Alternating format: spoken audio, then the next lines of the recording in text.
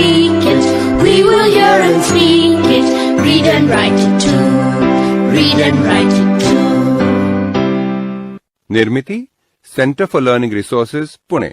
We learn English. आओ अंग्रेजी सीखें। पाठ 34।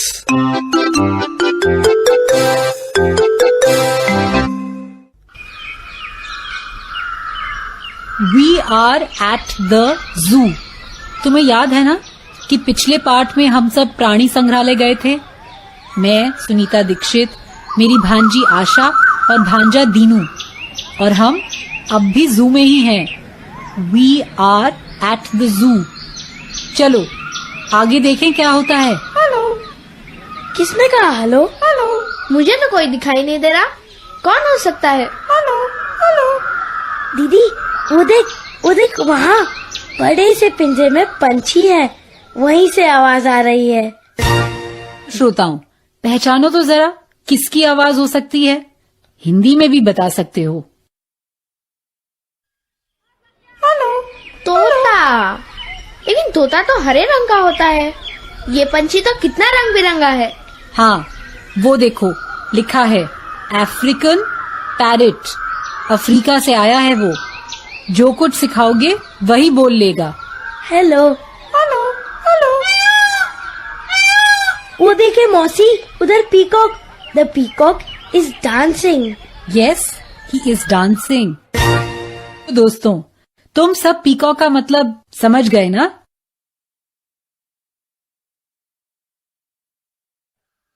यस, पीकॉक मतलब मोर। सुनीता मौसी, वहाँ पर लंबे पैरों वाले पक्षी हैं। हाँ, ये देखो यहाँ लिखा है ostrich. Yes, that's an ostrich. Look at its long legs. Long मतलब क्या? लॉन्ग मतलब लंबा, लॉन्ग लेग्स मतलब लंबे पैर। इतने लंबे पैरों वाला पक्षी मैंने कभी नहीं देखा। श्रोताओं, तुमने पहचाना क्या? ऑस्ट्रिच मतलब क्या है? ये लंबे पैरों वाला पक्षी कौन सा है?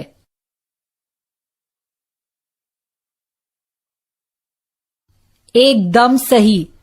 ऑस्ट्रिच मतलब शुतुरमुर्ग। सुनीता मौसी, ऑस्ट्रिच, पीकॉक, पैरेट, ये सब पक्षी है ना? पक्षी को अंग्रेजी में क्या कहते हैं? बर्ड कहते हैं। बर्ड मतलब पक्षी। A parrot is a bird. A peacock is a bird. A tiger is an animal. Yes, animal मतलब जानवर। A monkey is an animal. Right. Birds and animals.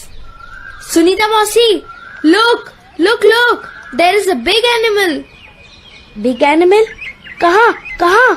I can see a big animal. It has a long neck and it has long legs. दोस्तों, अब तुम पहचानो, ठीक है? मैं हिंदी में सिर्फ एक ही बात बताऊंगी। नेक मतलब गर्दन। I can see a big animal.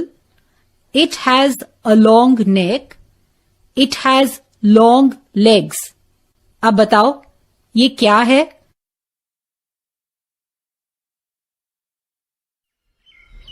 Giraffe. I can see a giraffe. Yes, giraffe. वो कितने स्वाद से पेड़ की पत्तियां खा रहा है। He is eating a tree. क्या कहा? पेड़ खा रहा है? अरे वो तो सिर्फ पत्तियां खा रहा है। दीनू, तू कुछ भी बोल देता है। He is eating leaves. पत्तियों को कहते हैं leaves. He is eating leaves. He has a long neck.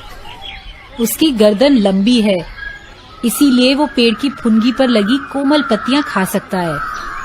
Sunita मौसी, can I sit on the giraffe? No, you can't. Giraffe हाथी जैसा नहीं होता है। वो तुझे अपनी पीठ पर नहीं बिठा पाएगा। श्रोताओं, तुमने पहचाना क्या? ये कौन सा जानवर है? अंग्रेजी में बताओ।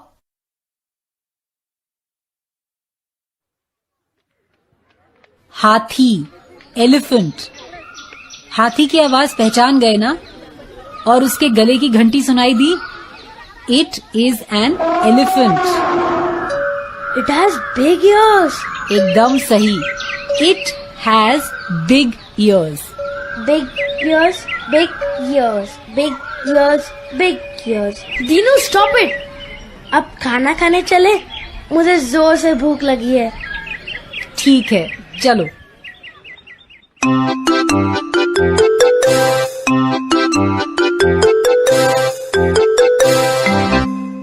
आज के पाठ में सुने हुए कुछ नए अंग्रेजी शब्द और वाक्य अब आप दोबारा सुन पाएंगे। ध्यान से सुनिएगा। हम बहुत धीरे धीरे बोलेंगे। टीचर जी, आप इन वाक्यों को नोटबुक में लिख लेंगे ना, ताकि अगले भाग में बच्चों से अभ्यास कराने में आपको सुविधा रहे। एनिमल्स मतलब जानवर।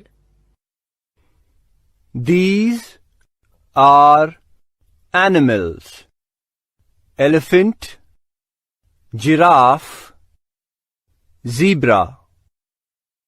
बर्ड्स मतलब पक्षी। Parrot, ostrich, peacock. These are birds. The elephant has big ears. The giraffe has a long neck. It has long legs.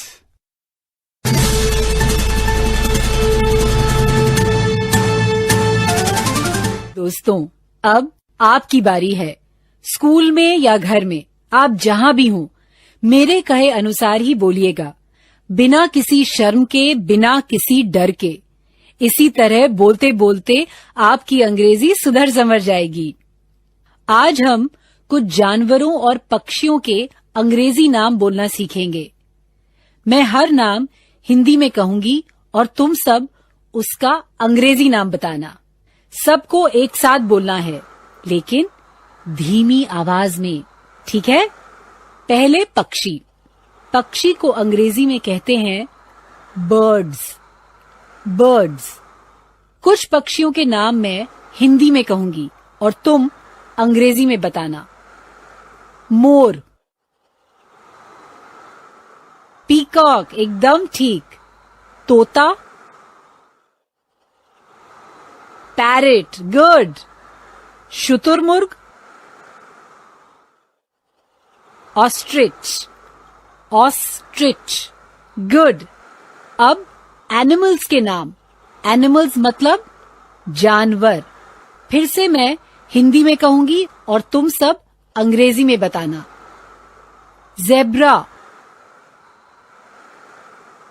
अंग्रेजी में ज़ेब्रा ही कहते हैं। हाथी,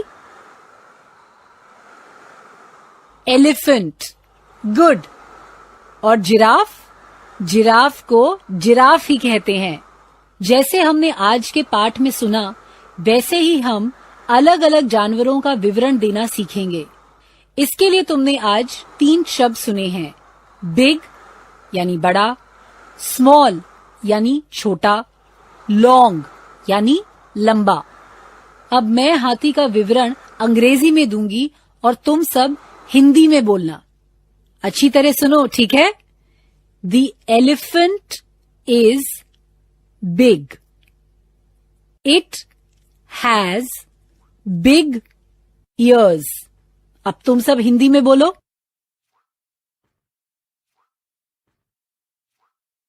हाथी बड़ा है, उसके कान बड़े हैं। सही? अभी जो अंग्रेजी वाक्य तुमने सुना, इट हैज बिग ईयर्स, उसमें इट शब्द आया है। जानवर और पक्षी के लिए हम कई बार इट इस्तेमाल करते हैं। अब तुम भी इट से कुछ वाक्य बनाओगे? तो शुरू करो। पहले बताओ, हाथी की आंखें कैसी होती हैं? छोटी ना? फिर ये वाक्य तुम अंग्रेजी में बोलो, सब एक साथ बोलना, लेकिन धीरे से। उसकी आंखें छोटी हैं। इट हैज, ऐसे शुरुआत करो।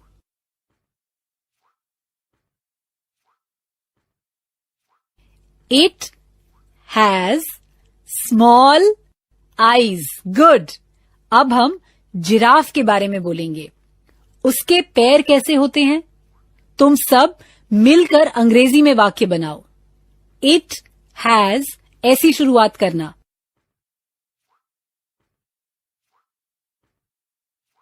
It has long legs. Good. और उसकी गर्दन लंबी होती है ना? गर्दन माने नेक। तुम सब ये वाक्य पूरा करो। इट हैज अ, ऐसे शुरुआत करो।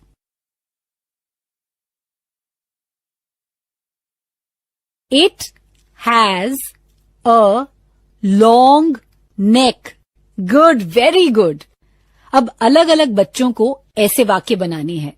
अगर जरूरत हो तो टीचर जी मदद करेंगे। घंटी बजते ही टीचर जी किसी लड़की या लड़के को खड़ा करेंगे।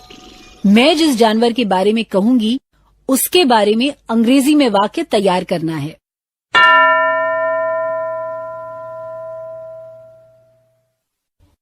कोई खड़ा हुआ क्या? Tell me about the elephant. मुझे हाथी के बारे में कुछ बताओ। अंग्रेजी में एक वाक्य बनाओ हाथी के बारे में, ठीक है?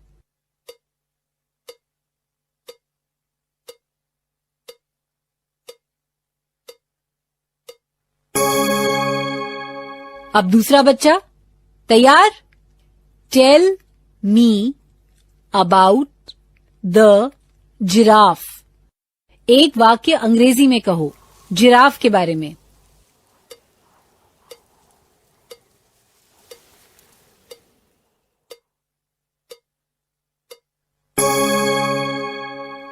अगले 15 मिनट तक टीचर जी ऐसे ही तुमसे अभ्यास करवाएंगे।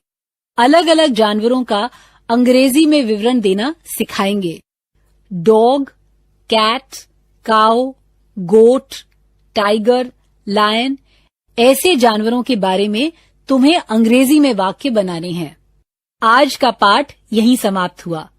तो अब फिर मिलेंगे कब? अगले पाठ का समय होगा जब